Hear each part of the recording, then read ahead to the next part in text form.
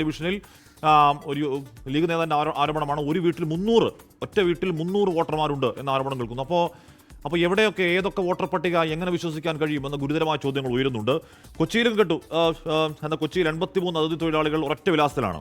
റാഫി കരീം ചേരുന്നു. റാഫി സുനിൽകുമാർ സിൻഹ, അച്ഛൻ്റെ പേര് തൃപ്തി നാരായണ സിൻഹ, പിന്നെ പ്രഗ്യ തിവാരി, ജാനകി പ്രസാദ് തിവാരിയുടെ മകൾ, നൂതൻ സിൻഹ, സുനിൽകുമാർ സിൻഹയുടെ മകൾ, ഹർഷ പാട്ടീൽ, ശശികാന്ത് പാട്ടീലിൻ്റെ മകൾ, ആകാംക്ഷ ദേവി, ധർമ്മേന്ദ്രകുമാർ വർമ്മയുടെ മകൾ, മോനിഷ രാജലു, മമത, ഫാൽഗുണി റോയ്, നസ്നി ഗാട്ടൂൺ, സന്ദീപ് കുമാർ, എല്ലാവരും താമസിക്കുന്ന ഒറ്റ വീട്ടിൽ 83 പേര്. അത് മാളികയാണോ അപ്പോൾ? അത് ഹാഷ്മി, ഏറ്റവും ഒടുവിൽ നമുക്ക് ലഭിക്കുന്ന വിവരങ്ങൾ അനുസരിച്ച് ആ ഒറ്റ വീട് പോലും അവിടെ ഇല്ല എന്നുള്ളതാണ്. അതായത് ഇത്രയും ആളുകൾ, 83 ആളുകൾ താമസിക്കുന്ന വീട്ടു നമ്പറിൽ ഒരു വീട് അവിടെ ഇല്ല എന്നുള്ളതാണ് ഏറ്റവും ഒടുവിലായി പുറത്തു വരുന്ന വിവരങ്ങൾ. 22ാം ഡിവിഷനിൽ 2553 എന്ന നമ്പറിലാണ് ഇത്രയും അധികം ആളുകൾ താമസിക്കുന്നതായി വിവരങ്ങൾ പുറത്തു വന്നത്. എന്നാൽ 2553 എന്നൊരു നമ്പറിൽ അവിടെ വീടുകളില്ല എന്നുള്ളതാണ് ഏറ്റവും ഒടുവിൽ നമുക്ക് മനസ്സിലാക്കാൻ കഴിയുന്നത്. നമ്മൾ ആ പ്രദേശത്ത് പോയി വിശദമായി പരിശോധന നടത്തിയിരുന്നു. ആ പരിശോധനയിൽ ഇത്തരത്തിൽ 2553 എന്നൊരു വീട് നമ്പർ പോലും ഇല്ല എന്നുള്ള വിവരമാണ് പുറത്തു വരുന്നത്. നമ്മൾ ആ പ്രദേശവാസികളോട് സംസാരിച്ചിരുന്നു. ആ ഒരു മേഖലയിൽ 83 ആളുകൾക്ക് താമസിക്കാൻ കഴിയുന്ന ഒരു കെട്ടിടം പോലും ഇല്ല എന്നുള്ളതാണ് ഈ പ്രദേശവാസികൾ പറയുന്നത്. ഒപ്പം തന്നെ ഈ അഡ്രസ്സുകളിൽ പലതിലും ആളുകളില്ല എന്നുള്ളതാണ് മനസ്സിലാക്കാൻ കഴിയുന്നത്. ഈ അഡ്രസ്സുകൾ പലതും വ്യാജമാണ് എന്നും ഈ നാട്ടുകാരും ഒപ്പം തന്നെ അവിടെ ഉണ്ടായിരുന്ന രാഷ്ട്രീയ പ്രവർത്തകരും സ്ഥിരീകരിക്കുന്നുണ്ട്.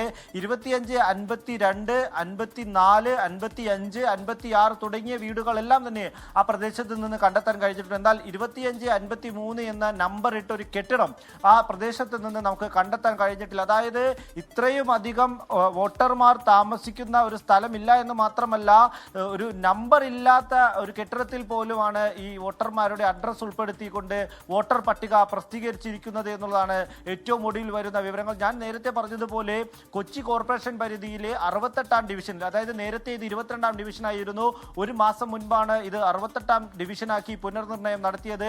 ഈ 68ാം ഡിവിഷനിൽ 23/7/2025 വോട്ടർ പട്ടിക പ്രസിദ്ധീകരിക്കുന്നത്. ഈ വോട്ടർ പട്ടിക പ്രസിദ്ധീകരിച്ചപ്പോഴാണ് ഇത്തരത്തിലുള്ള വ്യാപക ക്രമക്കേട് പുറത്തു വരുന്നത്. ഒപ്പം തന്നെ ഇതേ 22ാം ഡിവിഷനിലെ മറ്റൊരു ഭാഗത്തായിട്ട് 35 ആളുകളാണ് 950 സ്ക്വയർ ഫീറ്റ് മാത്രം വലിപ്പമുള്ള ഒരു വീട്ടിൽ നിന്നുള്ളത് വോട്ടർ പട്ടികയിൽ.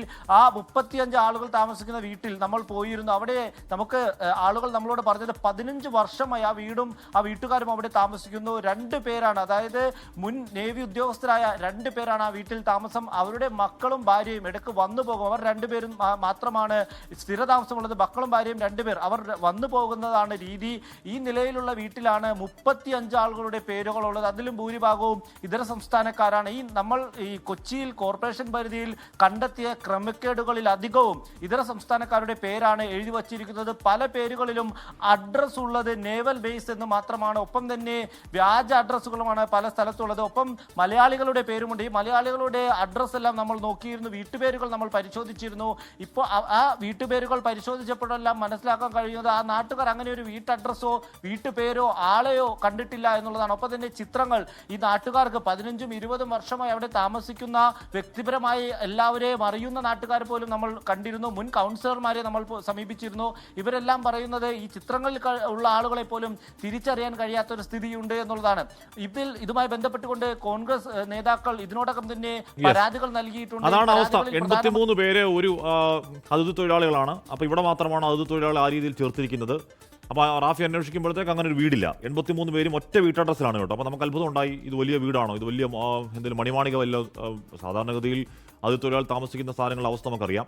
ഇതങ്ങനെയല്ല. 83 പേർ കഴിയാൻ കഴിയുന്ന പോലെയുള്ള മഹാമാളിക വല്ലതും ആണോ എന്ന് അന്വേഷിച്ചു. റാഫി അന്വേഷിച്ചിറങ്ങി. അങ്ങനെ ആ നമ്പറിൽ ഒരു വീടേ ഇല്ല. ഇനി ഈ പറഞ്ഞ വോട്ടർ പട്ടികയിലുള്ള ആൾക്കാരടക്കം ഉണ്ടോ, എവിടൊക്കെ സ്ഥലങ്ങളിൽ ഇങ്ങനെ ഉടായ്പായി ചേർത്തിട്ടുണ്ട്, ഉടായ്പ വിലാസങ്ങൾ ചേർത്തിട്ടുണ്ട് തുടങ്ങിയ, ഞാൻ നേരത്തെ സൂര്യനോട് പറഞ്ഞതുപോലെ ടിപ്പ് ഓഫ് ദ ഐസ്ബർഗ് അന്വേഷണം കഴിയുമ്പോഴേക്കും നമ്മൾ ഞെട്ടുന്ന വിവരങ്ങൾ ഈ പറയുന്ന വോട്ടർ പട്ടികയിൽ നിന്ന് പുറത്തേക്ക് വരാനിരിക്കുന്നു.